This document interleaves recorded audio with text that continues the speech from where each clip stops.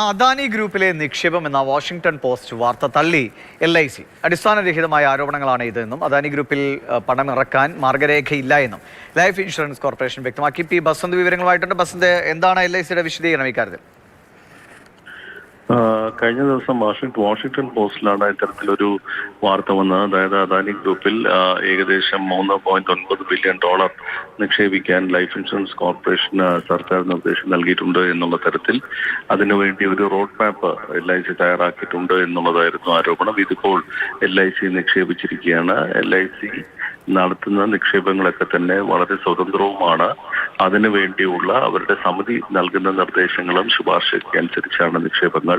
കേന്ദ്ര സർക്കാരിലെ ഏതെങ്കിലും വകുപ്പ് ഇതനുസരിച്ചിട്ടുള്ള എന്തെങ്കിലും നിർദ്ദേശം ഞങ്ങൾക്ക് നൽകിയിട്ടില്ല എന്നാണ് LICയുടെ വാർത്താക്കുറിപ്പിൽ പറയുന്നത്.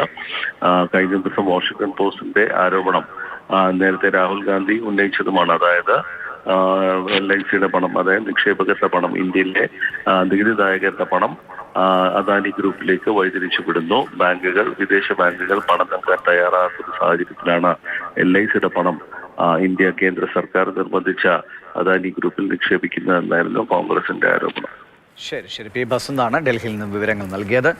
അദാനി ഗ്രൂപ്പിൽ പണം നിക്ഷേപിച്ചു എന്ന വാർത്ത, വാഷിംഗ്ടൺ പോസ്റ്റിന്റെ വാർത്ത തള്ളുകയാണ് LIC.